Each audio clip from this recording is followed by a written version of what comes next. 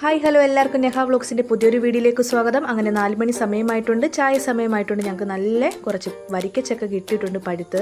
അപ്പോൾ നമുക്ക് കഴിക്കാൻ ചായയുടെ കൂടെ വേറെ ഒന്നും തന്നെ ഇല്ല. അപ്പോൾ രാവിലെ ഉണ്ടാക്കിയ പുട്ട് കുറച്ച് ബാലൻസ് ഉണ്ട്. അപ്പോൾ ഞങ്ങൾ കരുതി ആ ചക്ക ആ പുട്ടിലേക്കൊന്ന് അരിഞ്ഞിട്ട് നമുക്ക് ചക്കപ്പുട്ട് ഉണ്ടാക്കിയാലോ എന്ന്. വളരെ ഈസിയാണ്, വളരെ ടേസ്റ്റിയാണ്. അപ്പോൾ ബാലൻസ് ഇത്രയും പുട്ടുണ്ടായിരുന്നു കേട്ടോ. അപ്പോൾ അതിലേക്ക് ആ പഴുത്ത വരിക്കച്ചക്ക ഒന്ന് ചെറുതായിട്ടൊന്ന് അരിഞ്ഞിട്ട് കൊടുക്കുകയാണ് കേട്ടോ. അരിഞ്ഞിട്ട് കൊടുത്തതിന് ശേഷം നമ്മളിനി ചെയ്യാൻ പോകുന്നത് കൈ വെച്ചിട്ട് നന്നായിട്ടൊന്ന് ഇളക്കി യോജിപ്പിക്കാൻ പോവുകയാണ് കേട്ടോ. നന്നായിട്ട് ഇളക്കി യോജിപ്പിക്കാം. വേണമെങ്കിൽ ഇതിൽ കുറച്ച് തേങ്ങയും കൂടെ തിരികെ ചേർക്കാവുന്നതാണ്. അപ്പോൾ രാവിലെ പുട്ടുണ്ടാക്കിയപ്പോൾ നന്നായിട്ട് തേങ്ങയൊക്കെ ചേർത്തായിരുന്നു. അപ്പോൾ തേങ്ങ ചേർക്കുന്നില്ല. അടച്ച് വെച്ച് ഒരു 10 മിനിറ്റ് നമുക്ക് ആവിയിലൊന്ന് മീഡിയം ഫ്ലെയിമിലിട്ടൊന്ന് അടച്ച് വെച്ചൊന്ന് വേവിക്കാം കേട്ടോ. അപ്പോൾ നന്നായിട്ട് ഒന്നും കൂടെ ഒന്ന് ആവി കയറട്ടെ. ഒരു 10-15 മിനിറ്റ് ഇതുപോലെ ഒന്ന് അടച്ച് വെച്ച് വേവിക്കാം കേട്ടോ. ഭയങ്കര ടേസ്റ്റാണ് കേട്ടോ.